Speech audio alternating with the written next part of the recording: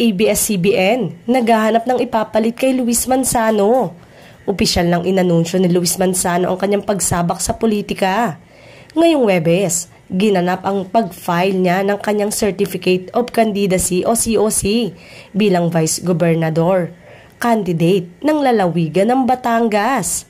Kasama ni Luis ang kanyang ina at dating Batangas Governor na si Vilma Santos na susubukang bumalik sa dati niyang posisyon.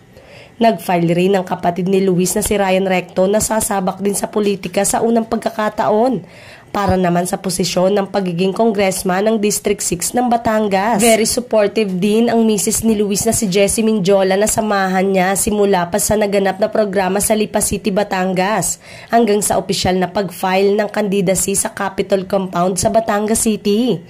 Sigawan ng tama ang mga kababayan ni Luis nang tanungin niya ang mga ito kung tama bang magaling mamili ng asawa ang mga Batanggenyo.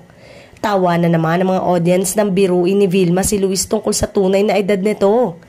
Pangako naman ni Luis sa mga Batanggenyo na maliban sa maayos na pamumuno ay magdadala rin siya ng swerte sa kanilang lalawigan.